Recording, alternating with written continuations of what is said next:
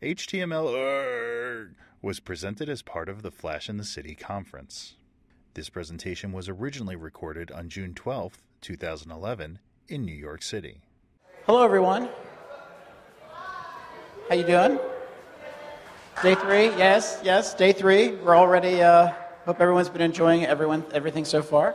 I always love coming to New York, and that was probably one of the biggest reasons why I wanted to come here. So I love New York City, and I love being able to talk about what Adobe is going to be doing in the very near future to make HTML5 easier for you to work with. I call this session HTML because HTML is really difficult, especially if once you're starting to get involved in working with animations and transitions with CSS3, or you start playing around with HTML5 canvas. So this session is going to just be a quick snapshot of how do you create something very basic in these raw technologies, and then I'm going to introduce some tools that Adobe is creating that's going to make this easier for you in the very near future. So again, my name is Doug Winnie. I'm a principal product manager at Adobe. I'm currently the product manager of Adobe Edge, which is the name of this new product. And we did a prototype of this at Max, and you've got lots of interested people talking about the product. And we're looking to get a lot of community involvement in the evolution and the development of this product as well. In addition to that, I also teach. I teach at San Francisco State University. I also do a number of ActionScript videos on Adobe TV. I think I have up to 54 episodes now of ActionScript videos. And I'm going to be shooting more with some of the new 5.5 features for mobile. I also write. I have a book coming out next month on ActionScript 3 for Flash Pro CS 5.5. That goes from the very beginning of how do I start controlling objects on the timeline to how do I build my first mobile application. So it goes from beginning to end. And I also say that I'm a crocheter. This is not true. This is not true. I actually picked on Chris Allen last night about if he crocheted. He said that he used to back in high school. And I said, don't say that. That does ruin my image of you. So, today I'm going to give you a demo of Edge. I'm one of the lucky or unlucky, depending on how you look at it, product managers that has an actual dev environment of the product. So I'm going to do a build and actually show you a version of the product that is literally hours old. Okay, so you're going to see some of the newest stuff. After this, if you're interested in getting additional demos, if you are, if you're working somewhere and you have members of your team that you'd like to also see the product, please contact me over Twitter. I'd be happy to set something up, or I can do something over Connect, or if you're in the San Francisco area, I can come and see you in person. Also, if you want to participate in our pre-release program, also contact me over Twitter. I'd be happy to add you. So let's just start off with something that's pretty obvious. Browsers suck. Okay?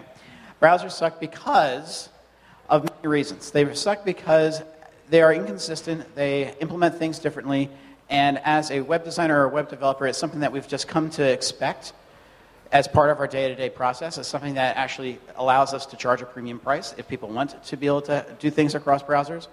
But for someone that's coming from the interactive world of Flash, this is something that can be a deal breaker because it's an issue that you didn't really have to accommodate for when you're dealing with Flash because Flash was just consistent. It just worked, okay?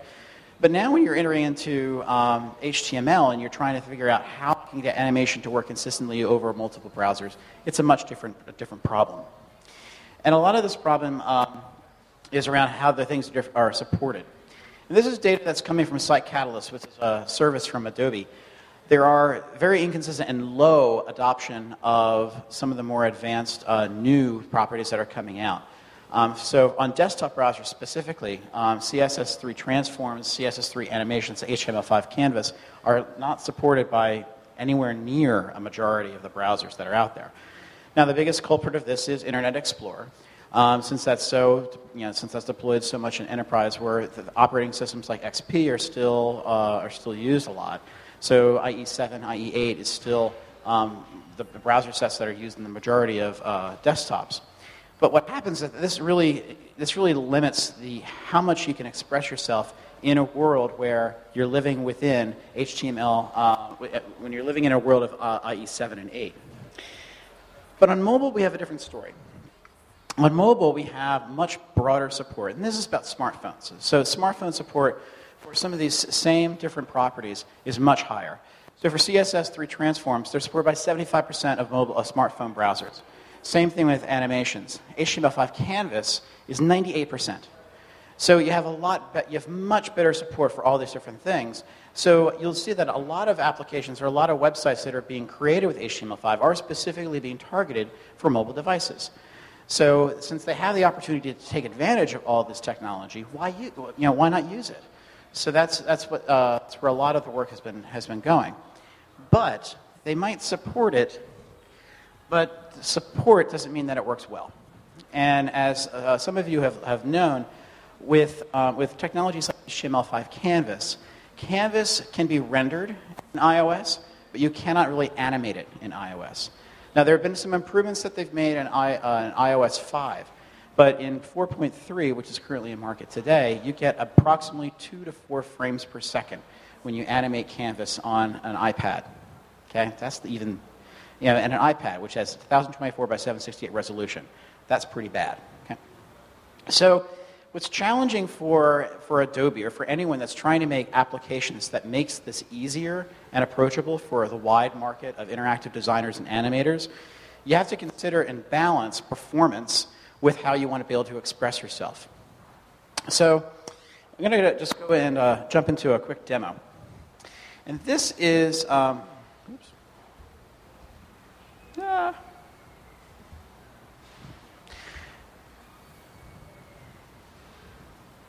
so this is, I should have done this differently. Okay, so this is going to be just a quick example that's going to show 3 different basic examples. This is, there are 2 things we're going to talk about in these examples. So first is about CSS3. There are a number of things that you can do with CSS3 to build a basic animation, to build motion in your website. So let's take a look at this example. If I look down at the HTML, I have a single sprite. Okay, the sprite is this red object here. You notice I click on it, it then moves across the screen. Okay, nothing really too dramatic about this. But what's interesting though is the amount of work that it takes to get this to work. So I'm going to just scroll up here. As you can see, I have some CSS up here at the top. The first CSS is identifying the div. In this case, it's the MySprite object that's referenced in our HTML, defining its background color, its width, its height. And then I start introducing these CSS3 properties that are able to change location of this on the HTML page. In this case, it's called a transform property, where we're modifying translate. Now, this is where things get confusing because each of the major browser vendors have implemented this in a different way. So in order to take advantage of each one of these, you have to call out each browser specifically. This example will only work on WebKit browsers because I've only mentioned WebKit browsers in my CSS file. If I wanted this to work in Firefox, I'd have to put in Mozilla ones. If I wanted to work this in Opera, I'd have to put an Opera one. And IE9 also has new ones as well that they're starting to put out there as well. So you basically have to do the same thing 4 times, okay, for everything, okay, which just, it pulls your hair out. At the same time, you have to think about how am I going to start building interactivity in this. In this case, we're using a pseudo class for hover, where we're creating an animation name and we're defining duration. Now, what's interesting about CSS animations is, in Flash Pro, when you create an animation, you start at frame 1 and you go to frame whatever. Okay, and you know that there are a certain number of frames. And if I want something to happen halfway, I know exactly where it's going to go. If I want something to happen on frame 10, I do it there. Frame 20, I do it there. In CSS animations, everything is done with percentages. So if I have a 5-second animation and I want something to happen at 1 second, I have to represent that in percentages. All right, so 5 seconds would be 100%. 1 second would be 20%. So I have to have that thing happen at 20%. If I ever wanted to change the timing of that, if I wanted something to happen at 2.25 seconds, I'd have to mathematically, proportionally calculate what that's going to be in percentages of the overall duration. Now, what happens if I change the duration? All those percentages are invalid, and I have to start all over from scratch, okay? And I have to retime everything using percentages of the duration of the transition or animation. This is a huge, annoying pain point when you're working with this. But CSS3 does have some great advantages in the fact that it's hardware accelerated on a lot of devices, so it performs extremely well. If you work with this on an Android or an iOS device, you'll find that the performance is great, and that you can't deny that having that level of performance is something that everyone wants to achieve. But if we start taking a look at other technologies, you'll see that each one kind of is implemented a little bit differently. CSS3 is the CSS spec. It actually is not part of the HTML5 spec, okay? Completely separate spec. What happens is that a lot of people say HTML5 as the buzzword. What I actually say is HTML5, also known as HTML plus JavaScript plus CSS3, okay? Because it's actually a combination of all three of these technologies that actually give you the interactivity and animation that you can express yourself with. In this case, let me go into this example. In this case, this is going to be using Canvas. Canvas is part of the HTML5 spec, and it's basically a JavaScript API that allows you to draw inside of a div inside of your web page. Now, the raw API is pretty limited, but people like Grant Skinner have created frameworks like Easel.js that make it easier for someone that's coming from Flash Pro to start writing in JavaScript animation. So in this particular example, I have I need to scroll this over. I have this little animated character here, and I can start moving him across the screen based on these keys that I'm clicking with the mouse. Now, this is something pretty basic. I have a number of divs here that I'm able to animate and things like that. I'm able to use Canvas to create what are known as sprites. And these sprites use sprite sheets, which are ping files that contain all the different graphics that I'm using in my application. I can then move those graphics within this kind of masked area to show how this is going to work. So for example, if I take a look at this, let me open up the code a little bit. So I have my move button, I have all these different things. And I start immediately going into JavaScript because none of Canvas can be expressed semantically. So everything that you have to do is imperative JavaScript code, which is wonderful for search engine optimization, is wonderful for accessibility, okay? So any text that you create in Canvas, you can't even select with the mouse, okay? So it is extremely limited. So in terms of accessibility, so that's something you have to consider. And if you wanted to offer something like that, do data binding with a semantic tag that's going to be in your HTML. But then you start creating different sprite sheets. You start identifying the different areas of your sprite sheets. Start drawing out your grid. In this case, this is a 10 by 10 grid that I'm drawing through a number of these sprite sheets. Have randomize certain elements of that. Create an avatar sequence. Set my interval, because I have to manually set my interval in a web browser. And then I create all my click handlers.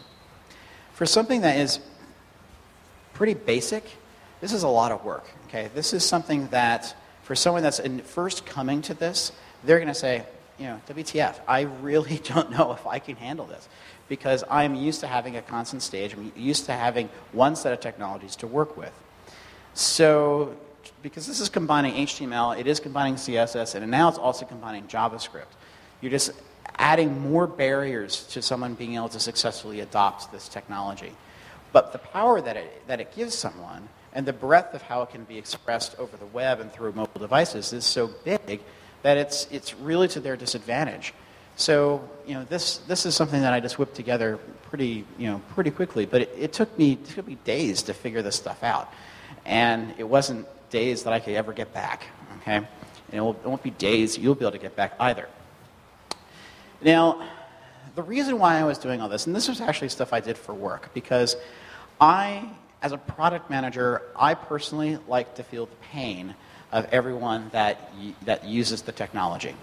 So instead of, I talk to a lot of people, I hear what people's pain points are, but it's a lot more real to me if I feel it myself. So I came from an interactive agency. I did Flash work. I did some Flex design work. been working with this technology for a long time myself. So when I first encountered this, I said, no way, this is too hard. And I can't really expect anyone that has intermediate or novice experience with Flash Professional or ActionScript to have any chance of success here. So that's where we started coming up with how Adobe can make products that make all of this a lot easier. So with that, we came up with a project called Edge. And Edge is, let me go here. Let me build and run this. So this is, so like I said, this is a version of the application that is about 2 hours old. Adobe Edge is an application where an animator, so right now we're focusing on animation. We're going to be adding JavaScript capabilities to allow people to do interactivity. But Edge is an animation product based on a JavaScript framework that we built on top of jQuery. Now, a lot of people ask me, well, why are you doing it with JavaScript? Why don't you do this with CSS3? We do have some experimental CSS3 output that we're working with, but as I mentioned before, we're trying to balance performance and also expressivity. And we found that JavaScript manipulation of the DOM is the most powerful and performant combination. Now, Edge is also based on the popular application framework that we use for After Effects. So you'll see that's why it's dark gray. You'll see that there are lots of After Effects-like controls in here. And when you think of an animation or a motion product, you think of After Effects. So we wanted to take advantage of all that knowledge that we had at Adobe around After Effects. Okay, so I'm just going to go ahead, and there are two workflows that we can do with Edge. The first workflow is creating a new composition. And this is very similar to what you would do in Flash Pro. In this case, I have a stage. I have stage properties here. I can change the background of my stage. And I can change the overflow, which is an HTML property, to set this to hidden. So anything that's outside of the stage area is hidden. You'll see that you'll see over here in the Elements panel, we're showing the stage here as a div. We're working natively with HTML and the CSS3 here. So unlike products like Hype, where they have a project format and you export out to HTML, we're working natively with the files. So when you save a project, it will save as HTML. Okay. So if I go ahead and start adding some stuff in here, if I import a file, go to my desktop, I've got some. Let me see if I can find my flowers. I have some flowers here I can import. Pretty flowers. Okay. So what we can do is we can start making some animations using our timeline at the bottom here. The timeline is built as kind of like a combination of Flash Pro and After Effects. So I can immediately start going out further in time, select move my playhead to a certain point, and then start making changes to this. Let me just move it over. And you see that we have a transition that's created here where we're manipulating the Translate X property. Now, unlike Flash, where all the objects that you work with and all the properties are collapsed into a single row, everything here is broken out as individual properties. So if I want to, so this has the advantage of being able to change property values directly here in the timeline if I wanted to.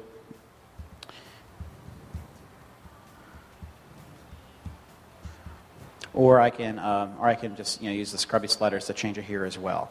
So we're trying to add a lot of flexibility with how you can work with this, because animators do this in lots of different ways. Some animators like to do it visually on the stage. Some animators like to do things very precisely based on time or certain properties that might be part of a specification that they have to follow. So we wanted to make sure we could support all those different workflows. In addition, creating a project that is going to be constructed in the right way and is able to work and collaborate with others. Everything we create here are divs, so I can then start naming my divs and start working with things in that native HTML format. So I have my flowers background here. Now if I go to the beginning of my timeline, here we go, I can then play this in the background. You see, let's have this slight, Ken Burton's-like panning in the background.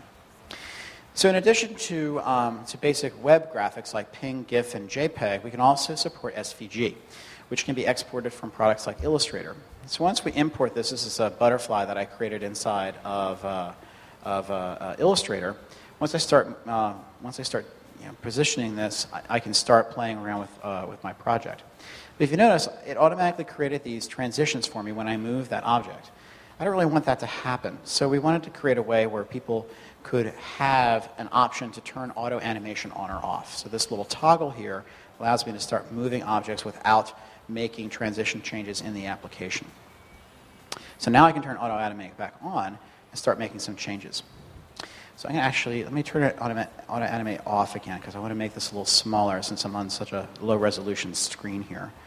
Let me make that a little smaller there. Okay. So I'm going to move back to the beginning of the playhead, back to the beginning of the timeline, I mean. And we're going to start creating animation for our butterfly here. So I'm going to unlink within height scaling.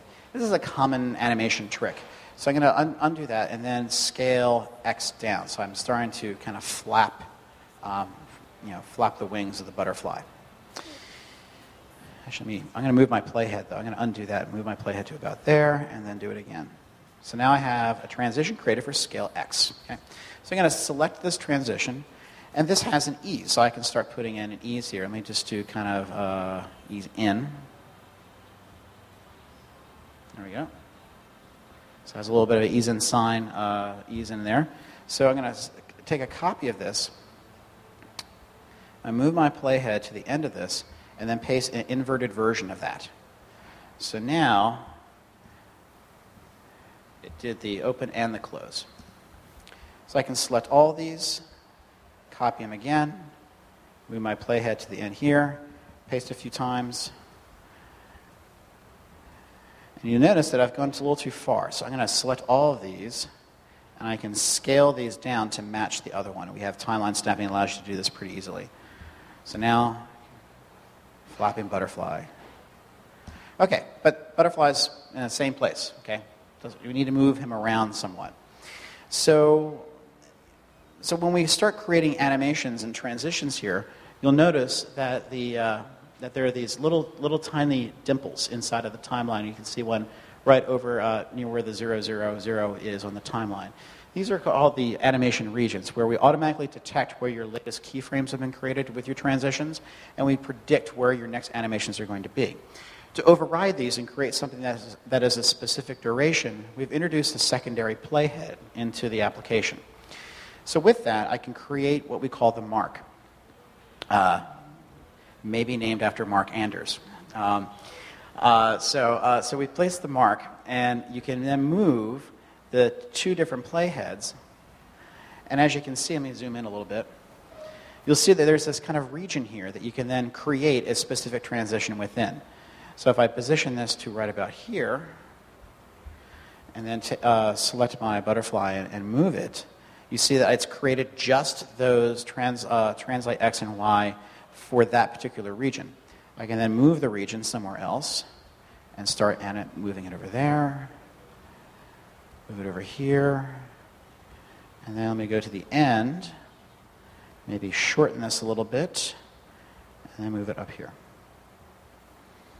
I can go back to the beginning and play this back. You see the butterfly flapping his wings and moving around the screen. Pretty basic stuff for an animator to do, but to do this hand by hand would be extremely difficult and would require knowledge of not just HTML, but also CSS and JavaScript. So one of the things we also wanted to support with this is having a way to output this in CSS3. So if I save this, I'm going to save this to a location I have on my computer. So I'm going to save my sites demo.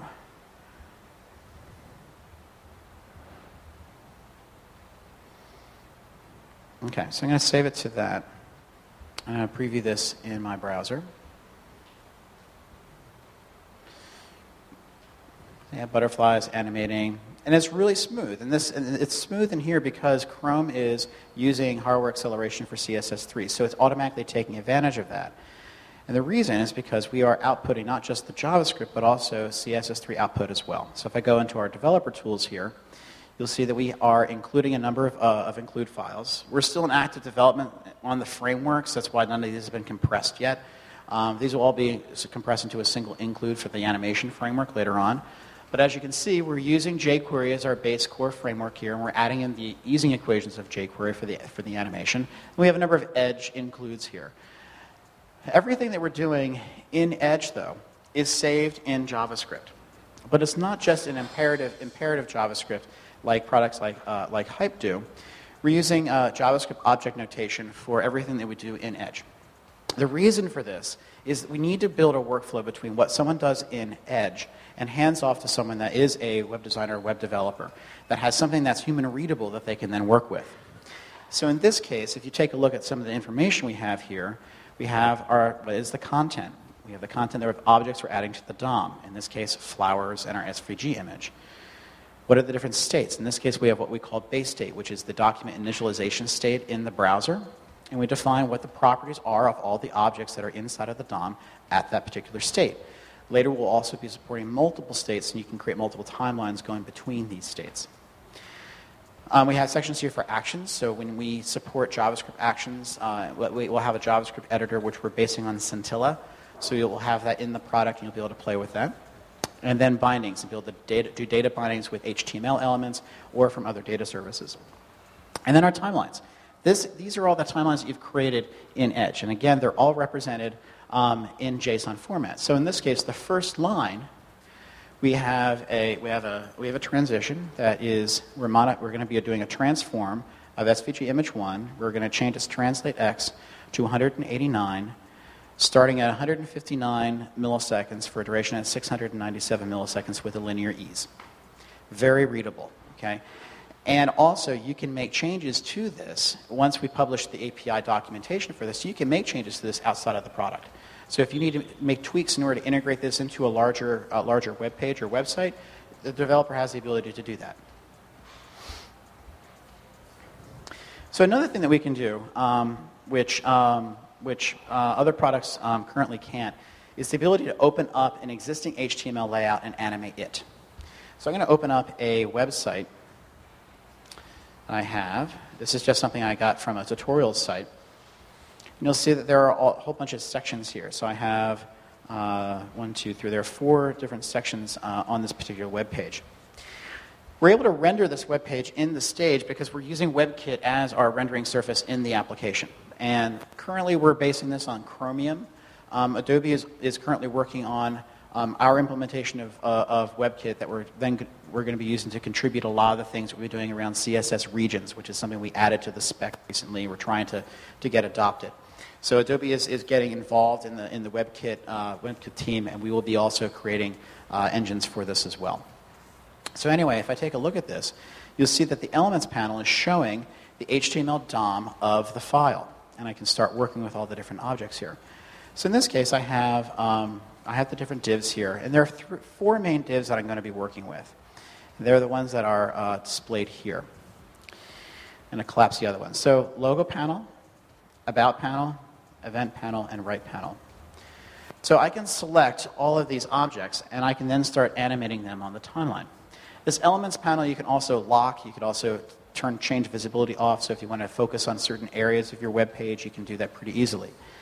Now, the challenge, though, is that when the layout designer created this, they were thinking about how the document is going to look when the animation is over. If I wanted to create some sort of pre-roll type animation, how would I do that? Okay, I have to start from somewhere. Well, we built the framework in such a way that that base state, that document initialization state, you could flip from the beginning of the timeline to the end and create a pre-roll animation based on the destination of where you're going to be going to that's based on CSS. So if I then move my playhead to the beginning here, I have all those objects selected. I'm going to change the opacity down to 0. You see all the transitions are created, and I can just quickly stagger them out and play. And I've created an animation effect for an existing CSS-based layout in Edge that is built using JSON. So if I take this and I save this, and let me open this in the browser. We currently have a bug where it just doesn't, it flickers for some reason. We're working on that. But if I go into, again, to the developer tools, we have made no changes to the HTML and the CSS of the original layout. The only exception is we added our includes. Okay? We really, for those that know my history at Adobe, I've been a real big advocate about workflow between designers and developers. And whatever we do in Edge, we never want to muck up all the work that's gone into the layout. Okay? So everything that we've done in Edge is additive in that JSON object for JSON objects. So everything we did in Edge to build that pre-roll animation on top of that existing CSS layout is done here. So since we're using jQuery, we're using the jQuery selector engine. So if you make content changes in your HTML, if you keep their same IDs and things like that, the animations will still work. Okay, so that if you're just changing content, it won't interfere with the integration between what the animator has done and what the web developer has done. So there are lots of things that we're also working on in Edge. Some things that this is currently where we are with the basic animation stuff. We're starting to work with and trying to identify what we can do to introduce Canvas support into the application, JavaScript coding engines. So like right now, we have an editor panel here. Like I said, this is based on Scintilla, which is used by the Flash Develop IDE and a few others. So we're trying to work with this. Right now, it doesn't, nothing actually works in it. It kind of works, but it doesn't work because it crashes the app a lot. So I consider that not working. So, if I go ahead and create a new composition, we're also working on what we can do to introduce drawing capabilities in the application based on a couple different things. You can actually do a lot with divs, okay, and drawing shapes with divs. So in this case, I can draw out a rounded rectangle here, and you'll see that we have rounded rec here, and we have these little corner radius controls where I can take and change corner radiuses directly on a div right here. What's interesting about corner radiuses in CSS is that width and height are separate properties. So you can change them individually, and then we wanted to add that in this as well. And all of these different property changes that I've done to the corner radiuses, you can also animate.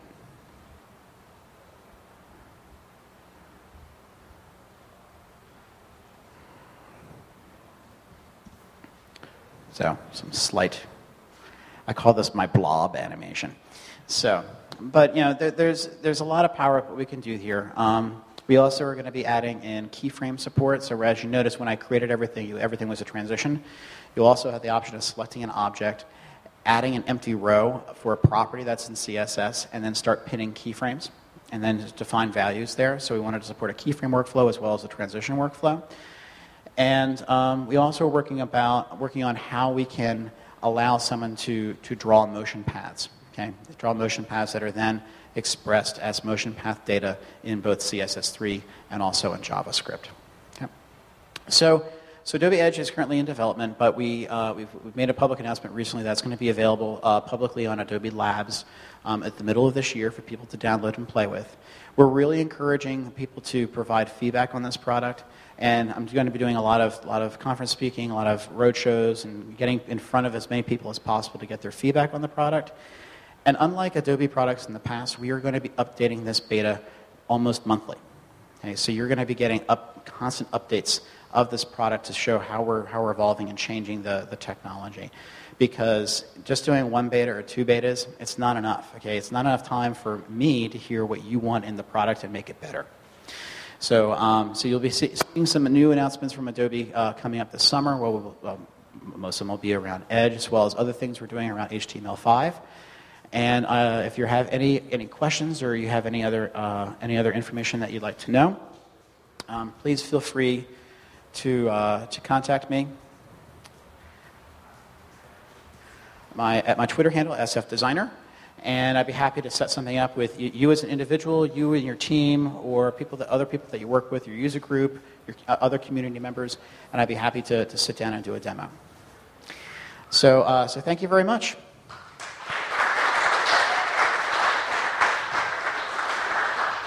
And I'm sure there are a few questions. Yes? All the JSON objects are being sent to jQuery, Yes. and you let a jQuery use all this information. Yeah, so the animation framework is just based on the jQuery core. So we're using it mostly for the selecting engine, so for the selectors. So the animation framework then is able to parse the JSONs and then insert into the DOM the changes based on the data that's in the objects. There is a lot of DOM rewriting, and we have been working on how we balance performance with all this. That's one reason also why we're going to be offering the CSS3 option, so you can do it in both ways. With the CSS3, if I can't, it'll take me too much time to show you, but in the CSS3, I think we have like 16 decimal digits of precision. So like, how much do you really want? Okay, but at the same time, if you create something that's very specific, and we don't have that level of precision, you might have jerky animations that aren't what you expected. So we're trying to balance, again, the expressivity of the application and then what you actually get as output. And in addition, something I should have mentioned is the browsers that we're supporting right now. We're supporting IE9, Firefox 4, Chrome, Safari, Android, and iOS. We're getting requests to support IE8. That is a really hard thing to do. We're going to be doing everything we can to support IE8, but most likely it is going to be a bit of a fidelity loss, and it's going to rely entirely on JavaScript. Okay. Yes? I'm imagining a use case where a class of students creates HTML animations, and the teacher puts it all on the same page. Is there any concern about those individual animations containing elements of the same ID or class? So I think with this, we'll evolve some best practices around this. So everything you create in a new composition is enclosed within a div. Something that's currently in our backlog that's not in the product yet, but it's going to be done this month, is being able, when you create a new composition, to give it a file name, and that is populated into the div ID. Again, one of the principles is that we don't want to rewrite HTML. So we kind of had a interesting political battle within the team about this is just one case where we're going to write some HTML. So we decided that this is one case where we can, because it does give you ability to create a composition that you can then insert in other things. I did some scenario testing as well, where I had an HTML page where I created a placeholder and gave that an ID. And I wanted someone else to create the animation that I was then going to insert. So without having the ability of naming that div ID, I'd have to go into the JSON structure and then rename everything there in order to reinsert it, where if I could just change the div ID in Edge, I could just drop it in and then just include the JavaScript files, and everything just worked. So, any other questions? Yes? Is there any interest in supporting audio? There's a lot of interest to support audio. Audio, as I said, browsers suck. Audio sucks in HTML5. Video is actually much better, even though it's more complex. So we've been doing some testing around synchronization. Right now, the best synchronization we've been able to achieve is with an error of 0.25 seconds. So if you're doing anything that's game-oriented, that's not acceptable. So I think it's going to be a lot of work for, just because of the technology, there's not much that we can do. But as members of the W3C, we're going to be introducing things to the spec writing process to make this, to improve this. Grant Skinner, when he did the Pirates Love Daisies project for Microsoft for the IE9 promotion, he said it was just a nightmare. I mean, everything had to be expressed as individual files in HTML. He only had, I think, a maximum of 32 sounds he can include in the entire project, and it was just too limiting. We're finding we're getting better synchronization performance with video, and we've done some tests where we're able to synchronize an animation with the playback of a video, and also scrubbing of a video to control a motion path animation somewhere else in the stage. So, depending on how far we're able to get with audio, or how much far the specs of the browsers can get with audio, we might proxy that through video, just to get the performance that people would expect and the synchronization capabilities. Any other questions? Yes? It's going to be on labs in the middle of this year, so it's June, so soon. Middle of this year. So this will be the middle of this year. So yeah, it's Adobe prohibits me from giving specific dates, but it's very soon. Any other questions? Okay, thanks again, everyone.